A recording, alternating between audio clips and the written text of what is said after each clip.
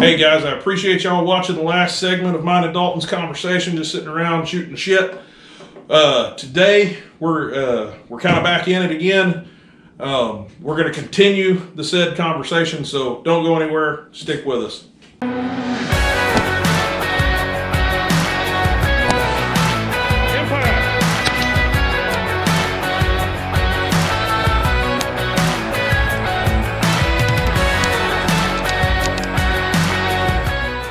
Biggest one I know, Brian Autry, he actually come down and visited us and shot a match of mine a couple years ago. He hosts the King of 2.8 Mile. Yeah. And that's become a big event. They got a lot of numbers, a lot of cool stuff goes on there. And I'd like to make it to one of those. I would too. But actually, the guy that won that this year was shooting a 10 twist voodoo, shield and barreled, by DST Precision. Yeah. And the faster twist stuff is getting... it's still black magic at this point. No one really knows anything, but hopefully we're going to find out ourselves what we have. Yeah. Well, and I've noticed you go to talk to any of the Rimfire gunsmiths. Yeah. And some of them are forthcoming, and some of them are like, look, I'm not talking chamber with you. That is my stuff. If we're going to get off on a tangent, this is going to be it. So... This is something I've spent this last, 6 months. Shoot, the last year. And granted, this ain't like a top-line build, but when I went to put this rifle together, I wanted to, like any of us do, know exactly what I was putting in it, what I'm going to get, try to plan ahead, know that I have a good rifle. I've never been around a gunsmith that really dedicated time to rimfire. You've met a few, though. That's just it. I started making phone calls, man. Guys I've been recommended to, guys on forums that seem to at least have a half-ass idea of what they were talking about. What was that one you were telling me about? Lee Gardner. Greg Lee Gardner. He is out of Illinois. I can't remember. Lee Gardner Precision. If you want to look him up on Facebook, is it's Lee Gardner Precision LLC. Yeah, I think so. I follow him. I haven't got the chance to talk to him, but I'd like to. I spent over an hour on the phone with Greg. Yeah. Super cool guy. If you look at his personal Facebook page, it's riddled with precision and bench rest 22s. And the guy knows his stuff. And the reason why I have that opinion of him is not only was he kind enough to spend an hour on the phone with me, just some peckerwood that just called him up one day, but not only would he answer my questions, but he would give me the reasoning behind it. And what he's done in his lifetime of chamber and rimfire barrels that led him to this opinion of what works and what doesn't. Yeah. And I called lots of other guys. Name a couple, Modicam, which, if I ain't mistaken, they also do the barrels, the Rim-X prefits for Bison Tactical. Modicam, DST Precision. I got a hold of them. Obviously, I listened to a podcast of theirs. Yeah. And they were talking about the winning gun of the King of 2.8 Mile. I wanted to call them, get their opinion. I talked even plug one of our own local gunsmiths. Ryan Hunt. Yeah, I've talked to Ryan Hunt. Ryan's a super good guy. So Ryan Hunt, that's Hunt's Long Range. Hunt's Long Range. Down in... Builds phenomenal guns. I ain't got a single bad thing to say about him. Always done me really good. Yeah, you've got a couple of builds. I don't have any guns that were built by him, but I buy some of my products from him on occasion. But he's getting into the rimfire thing. Yep, he's doing a lot of Rim-X's. He's been doing it. Yeah, Rim-X's, CZs, and that was something else. He's working on a voodoo, a fast twist. He's working on a voodoo. I don't know that I'm allowed to say that, but too late now. It's on camera. It'll be out sooner or later. More or less what I got from all these guys, at least, were willing to give me the time and seemed like they could, there was substance when I talked to them. They were able to give me a reasoning behind what they were telling me. They all said the same thing on one topic: chamber polishing. And it makes sense. I'm somewhat a machinist. I work in a tool and die shop. I have a general understanding. I have what chamber in a barrel is. I've never done it, but I know how it works. Yeah, you have some background in a similar field. Yeah. So with centerfire, you take a high-speed tool reamer or high-speed tool steel or carbide, and you ream this 416 stainless steel trunnion tube, more or less, that has rifling in it. And when you're done, you have burrs in the reamer. Mm-hmm. And that's where everyone talks about how you got to break a gun in, and you got to season the throat and all this stuff, and you get copper deposits. It's because you have burrs from that reamer. It's literally catching the bullet as it goes in the rifling and leaving copper deposits in the jacket. You got to wear those out or polish them down by shooting them by high pressure centerfire rounds. Rimfire does not have that. Yeah, you don't have that. We're shooting subsonic ammo, nowhere near the pressures, nowhere near the speeds of the heat or the friction.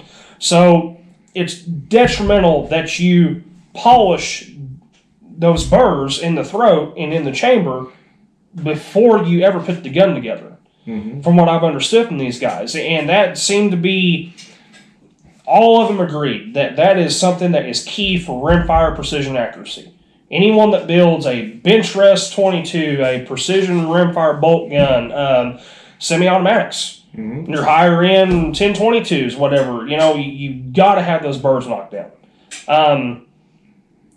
And something else, the centerfire stuff, if you watch YouTube videos or have chamber barrels, you want a little bit of friction. You don't want a super high finish on the steel inside the chamber. You want the walls to grab the case. And usually our actions or the mechanical pull of them are going to extract that case relatively easy. On rimfire, you don't have that luxury. So your chamber walls have to be super smooth and super polished, or you will have extraction issues. Now, see, you're getting off into the territory that I haven't really versed myself in. You've done a full deep dive on this, and I haven't spent the time that you have to learn some of that. I'm a little greener in this than Dalton is. He's been doing precision rimfire and precision rifle longer than I have. I come from, some other shooting sports, shotguns and what have you, but I've kind of just flung myself into this whole precision rifle territory.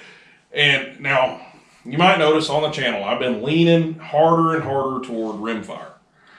I'm not stopping doing centerfire. I'm not going to stop. Just because components are hard to get a hold of. Components are hard. But even before that, Phil and myself from Midwest, we were both really into rimfire. Yeah. Kind of leading up to getting into a group of guys that were into centerfire. And we were doing some hand loading, but we were doing varmint stuff. You know? I mean, we ran around with prairie dog hunters. Yeah. And, but we were kind of shooting rimfire. And then we did the centerfire thing, and quickly, from a gear aspect, we went from Remington 700s to full-blown custom action, custom guns really fast. I don't, some of them local matches I used to shoot in, I don't think I ever shot the same rifle twice. Yeah. Because I was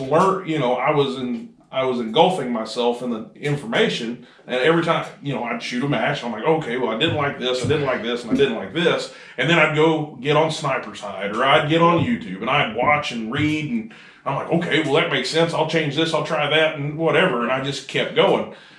But then we met you guys, and you talked us into coming doing precision rimfire, and I think I kind of went into that maybe a little skeptical at first. I made a little video on that little Ruger gun that I threw together for the first match. That gun shot pretty decent for what it was. Yeah. And I didn't do too terrible at that match. But I caught the bug. Yeah.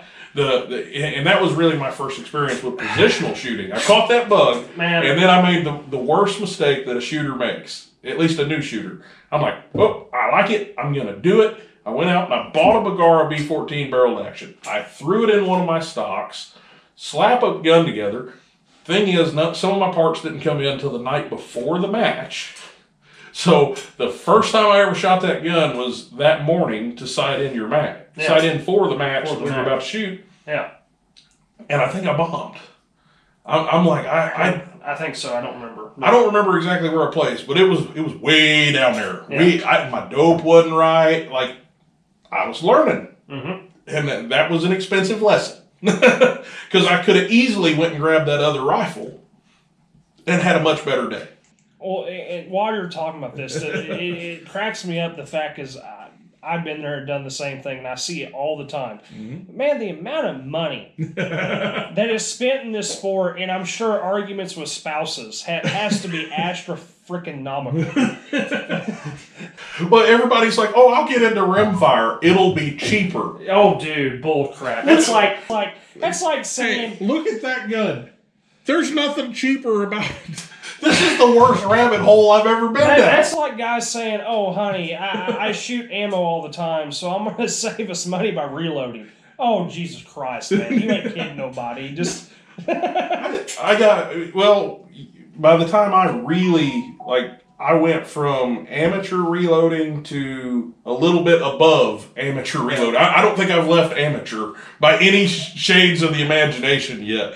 But, I mean, I called you and I'm like, "Hey, I'm going to buy this RCBS," which you know why I buy RCBS. Yeah. I've got family that works there and whatever. But anyway, so I ordered an RCBS Summit press. Yep. I ordered a Matchmaster powder dispenser. And Matchmaster dies. Matchmaster dies. I bought all kinds of stuff. I got the little deburr and chamfer station. Yeah, and I got some tools that I didn't even know how to use. One of them I still don't know how to use. That Matchmaster 6.5 Creedmoor. It's a headspace gauge. Well, it's I don't know.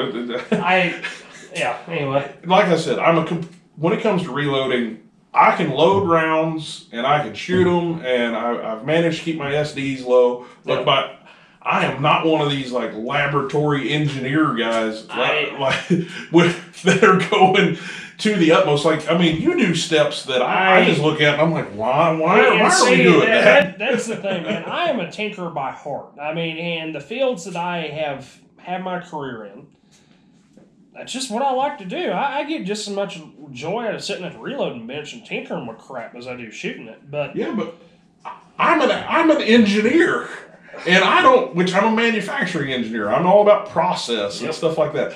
But I don't go down these rabbit holes. This is some stuff I know some, don't get me wrong, I do know some legit engineers. These guys are extremely knowledgeable. Yeah. I got a buddy of mine in Minnesota. He's headed down the rabbit hole. He started with a Ruger Precision in 6.5. He called me up and he's like, "Man, I think I want to do something else." And we helped him get some parts. And Curtis, wasn't it? Yeah, he decided to do a Curtis, real similar to my 6.5. But he called me the other day and he still hasn't shot it. He still hasn't shot it because he's looking for just the right scope. Okay, yeah. Okay, but he gets down into reloading, he's in your realm, and he's collecting, he's doing Excel sheets, and I do that at work. I don't want to do it at home. But it's, kind of getting back, to Rimfire, we're going down, we're getting more and more serious with Rimfire. Yeah. For one, it's easy. Neither one of us own a lot of property or have you have access to probably more property than I do, but not at your house. No. And even without having to drive a little bit of a distance, to do centerfire is a chore. Oh, dude. Where if you live in a more rural setting, there's a good chance with just a few acres. I don't have but just 5 acres in my place, but I can shoot 50 and 100 yards. Yeah. And you can learn a lot about rimfire, and you can practice, and you can do live fire. And you're not just, there's nothing wrong with dry fire. Everybody needs to do a lot of dry fire practice, I think. But, with rimfire, I don't need 1,000 yards. Yeah. Even in the ranges, there's more ranges, and they're more prevalent. Well, that's a good segue into something. It's been so neat to see from the time NRL 22 come about, being conceived, starting. I wasn't super heavy in the sport at the time, but I got to see the start of it and shot in it from day one.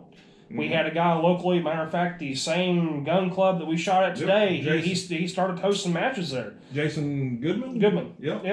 He's, what's the name of his? Ozark Optics. Ozark Optics. He's one of the first Athlon optics dealers around here. Bought a lot of scopes off. He's in case anybody's wondering, check him out on Facebook. Ozark Optics.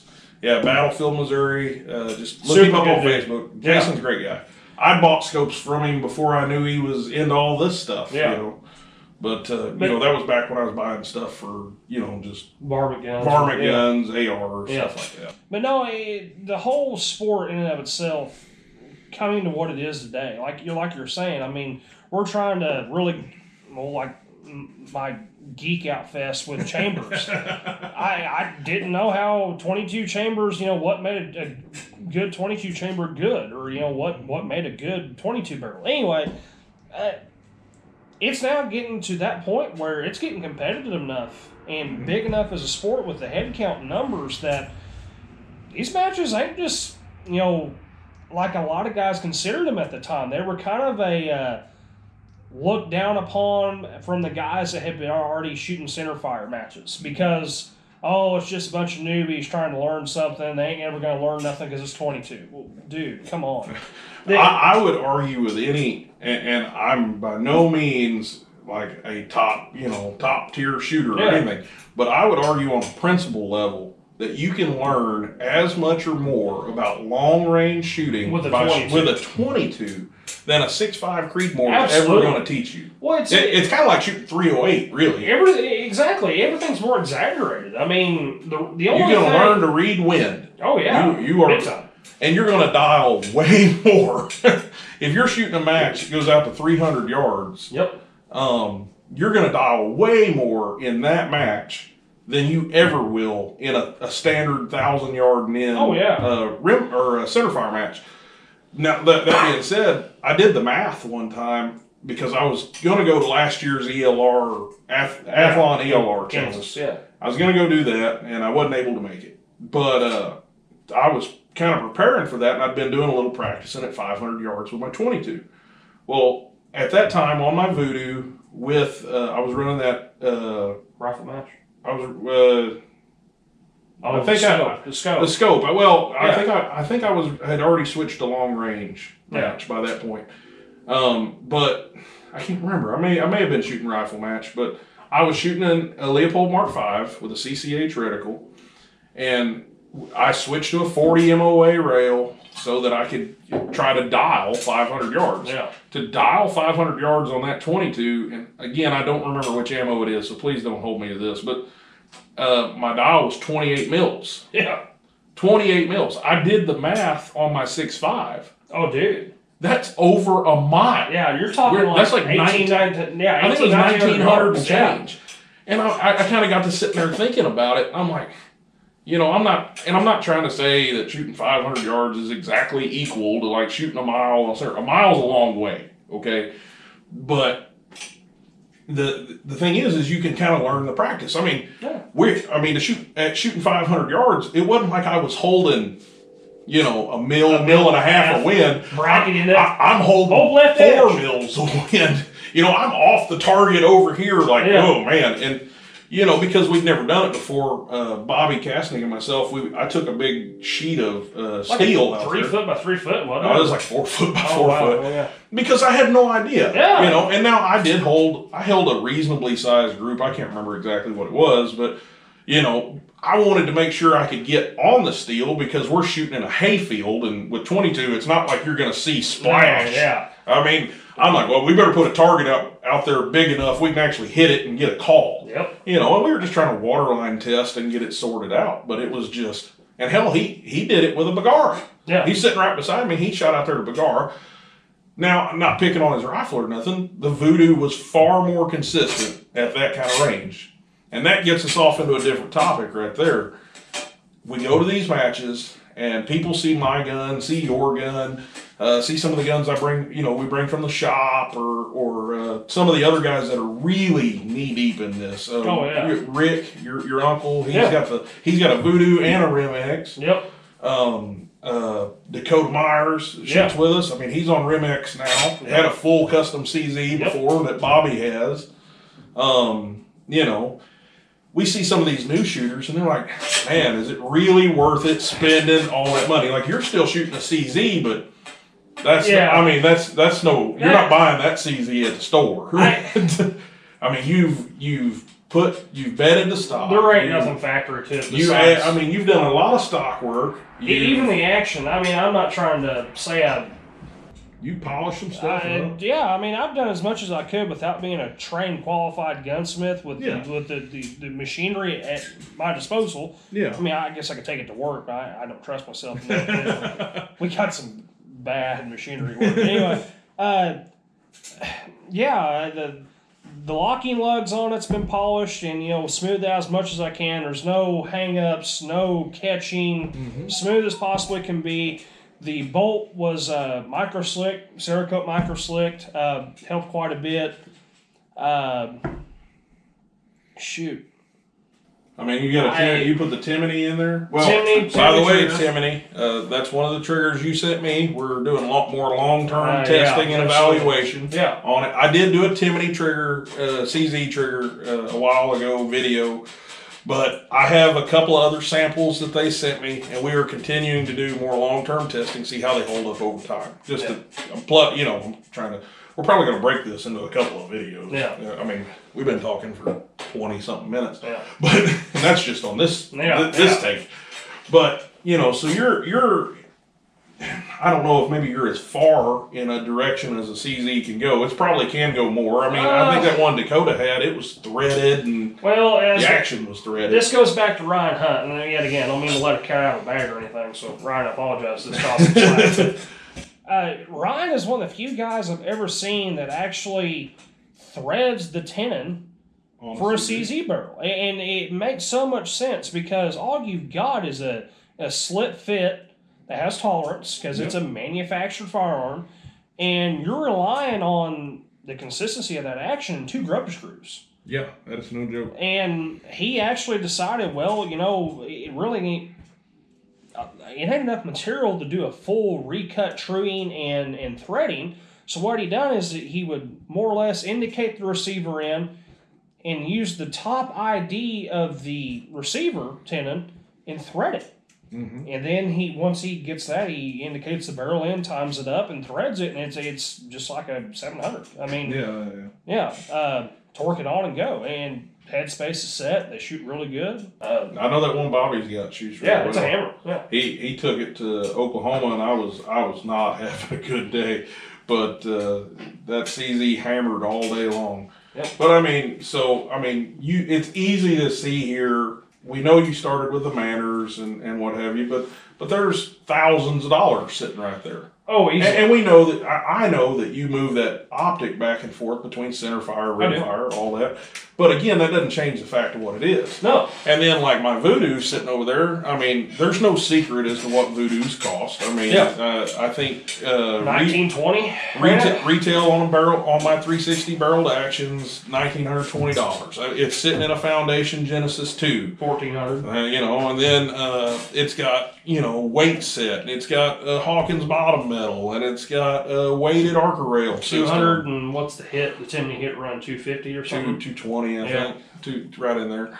I'm not 100% on that, but the money just stacks. Well, I mean, we get these new shooters. They come in there like today at an NRL 22 match. We were shooting 100 yards and in.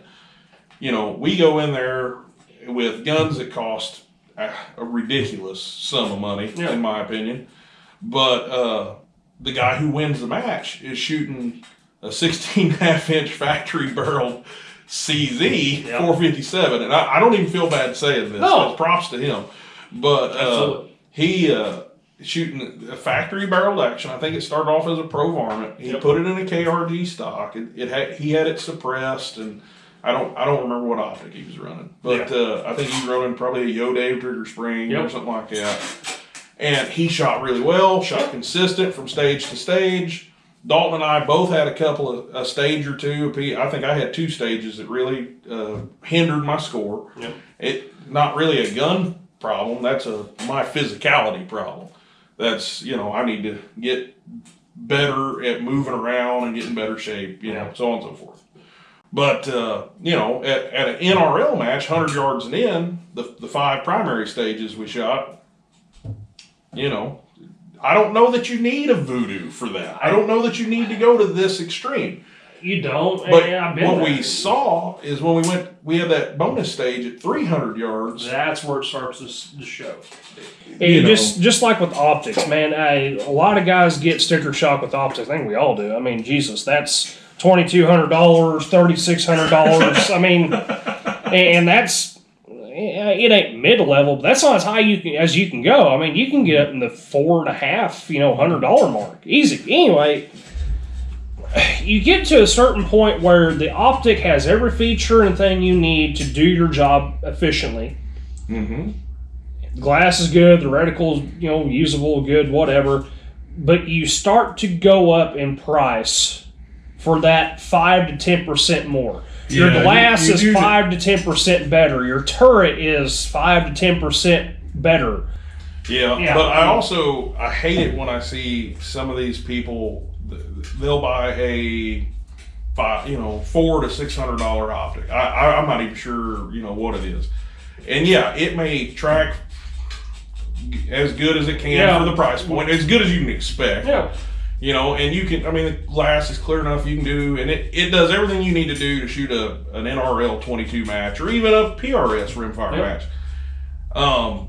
But I get a little aggravated when I see those people say, "Oh, this is as good as this $2,000 or $3,000 optic," and that's not the case. It's not. That's not being honest about it, because you get what you pay for. Yeah, absolutely. Now, but you are 100% right that you do get to a point of diminishing returns. Yeah. Like, do I think my Night Force is $1,400 better than your Leopold? Probably not. No. I don't know. For me, it was good enough, and I didn't buy it new, so obviously I didn't have to pay that. I did, what I did. I did a trade, and it worked out. But if I was looking at paying retail for these items, I just, I probably wouldn't have bought that scope retail. Yeah. Because I couldn't justify that extra money. No. Now, to someone who's more trained, I do notice the longer we stay in the sport and the more stuff you look at. Alex Spencer said this to me once. And Alex has been on the channel before, but he was telling me, at one point he went to go shoot with a friend of his, and I can't remember what scope he was shooting. It might have been a Vortex or something. It was a Viper Gen 2 or a Razor Gen 2. It was a Gen 2 Razor. And he got there, and his friend's shooting a Zico, zero compromise. And he looked through it, and then he looked through his, and then he looked back through it. And he sold. I don't know if he sold the Gen 2 or put it on something else. I can't remember. But he had a Zico pretty soon after that. Yeah. And that's kind of where I'm going with that. Is the longer we stay in it, the more you get used to looking at something, and then it's kind of like going to Walmart and looking at TVs. Yeah. When you get to look at something right beside it immediately, and you can see that immediate difference, you're like, yes. Oh, that's why it's that much more expensive. Yep. But. And we're getting off down kind of another tangent here. I'm sorry. This is just what this video is, guys. We're just talking. Yeah.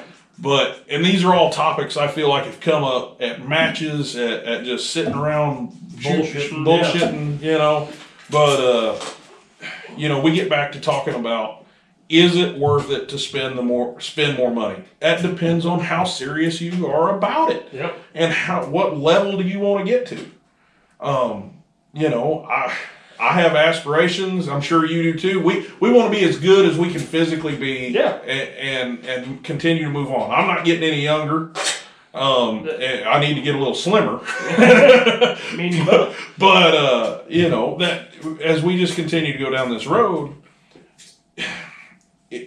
even though I've spent as much money on my rimfire as I probably did on either of my centerfire rifles, I feel like my investment was more justified in rimfire because that's a sport I can pursue. Yeah, absolutely. And I'm not knocking the centerfire deal by any means, but the guys that are there, they're spending what we're spending in rimfire doesn't touch it. I mean, you think about how many rounds you got to load. You think about how many rounds you got to load for a match. I get that. The guns may be about the same money, but match fees are higher. Match fees are higher. Travel and expenses. Especially here. Reloading, equipment and components. Yeah, I mean, the investment, and I've already made a lot of that investment. I'm going to continue to shoot it, but I don't have to wear earmuffs in Rimfire, thank God. And y'all call me a wuss all you want to. That stuff gives me a royal headache. Like I am tired of it. Well, that right there, brakes. Yeah, I've got a really good brake I love. Shameless plug for Josh Kids of Patriot Valley. I've got a Jet 4 brake. I love it. I'm not saying that I've tested it against every other high end. In case anybody's wondering, I shoot Hawkins. Yeah, but that brake is by far whatever it may lack in recoil reduction. It does not put any blast on you as a shooter. Mm-hmm. And dude, that is worth its weight in gold to me because you don't walk away from the range shooting 80 to 100 rounds and your sinus cavities feel like you've been hitting a nose all day. Yeah. I used to shoot those MDT brakes, and nothing against them. They're great at recoil reduction, but they're at least the old one. I know they just come out with some new ones, and I haven't looked at them yet, but I mean, that stuff comes right back over your shoulder, smacks you in the face. Mm-hmm. I mean, it's something, but the recoil reduction was great. Yeah. If you were purely going for recoil reduction, that was a great brake. Yep. But I ended up switching to the Hawkins Precision tank brake. Yep. Self-timing tank brake because that rear port really comes out straight. Same goes with Patriot Valley. Yeah, it blows all that stuff off, and I would have to put it on a sled or something to try to figure out, one of those recoil sleds to see if it did better or worse. I don't know which one does, but it was enough that I could still shoot. Yeah, I could still shoot well, but it didn't beat the crap out of me all day. Yep. I'll take 3% more recoil so that I don't get smacked in the face with muzzle blast all day. But anyway, that's smack down the centerfire road. But we're kind of getting we're coming into a new PRS season. Yep. We're coming into our very first MWLR season. This is a big one. This yet. Yeah. Wow. We ain't even this first time I've talked about it on camera. All right, we are back from the bathroom break. Yeah. Had to go to the loo, but so we were just talking series. For the first time on camera, we're going to acknowledge the fact that myself, Dalton, Bud Weber at Recon by Fire, and Cully Majors down at Benton Gun Club in Benton, Arkansas, we have kind of gotten together and started our own precision rimfire series essentially. And I'm not trying to plug that on PRS, but that's the style of shooting that we're doing. We have 3 ranges, 9 matches. 3 of the 3 matches at Mean Greens, which is Dalton. Seymour, Missouri. Seymour, 3 matches at Recon by Fire in Park Hill, Oklahoma with Bud Weber, and 3 matches at Benton Gun Club with Cully Majors. And there, we have a set of rules and regulations, all the normal stuff. But all we got, if you want to learn anything about it, if you want to look at coming to any of these matches, all the information, go to Facebook, look up Midwest Long Range Rimfire Series. We have a Facebook group. If you find my Midwest Long Range Facebook page, you're more than welcome to message me, and I'll help you get all the information you can need, match schedule, whatever you need. But the Facebook group, join it.